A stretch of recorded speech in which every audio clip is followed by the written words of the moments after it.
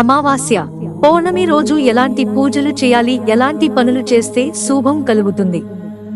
ఆరాధన. పౌర్ణమి రోజున భక్తులు విష్ణువును పూజిస్తారు. తరచుగా సత్యనారాయణ వ్రత పూజ చేస్తారు.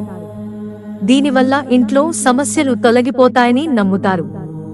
అలాగే అమావాస్య ప్రధానంగా పూర్వీకులను గౌరవించే రోజు, పితృపక్షం. హిందువులు తమ పూర్వీకులను శాంతింపజేయడానికి శ్రద్ధ, ఆహార నైవేద్యాలు తర్పణం చేస్తారు. ధ్యానం, ప్రార్థన. పౌర్ణమి ధ్యానం, ప్రార్థన ఆధ్యాత్మిక చింతనకు అనువైన సమయంగా పరిగణించబడుతుంది. అమావాస్యను ఆత్మపరిశీలన, ధ్యానం, ఆధ్యాత్మిక మార్గదర్శకత్వం కోరుకునే సమయంగా భావిస్తారు. ఆచారాలు. కొందరు పౌర్ణమికి పవిత్ర స్నానాలు, గంగా స్నానాలు వంటివి కూడా ఆచరించవచ్చు లేదా చంద్రుడికి ప్రార్థనలు చేయవచ్చు.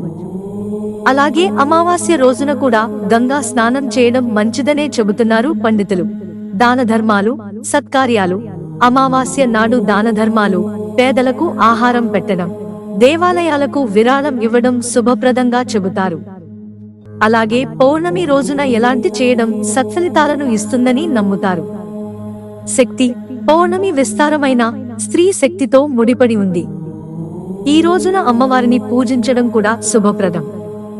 అయితే అమావాస్య అంతర్ముఖ భూమి శక్తితో ముడిపడి ఉంది. ఈ రోజున ఎప్పుడు దైవ స్మరణలో ఉంటూ ధ్యానం చేయడం మంచిది. మిత్రులారా, ఛానల్ సబ్స్క్రైబ్ చేసుకోవడం మర్చిపోకండి. ధన్యవాదాలు.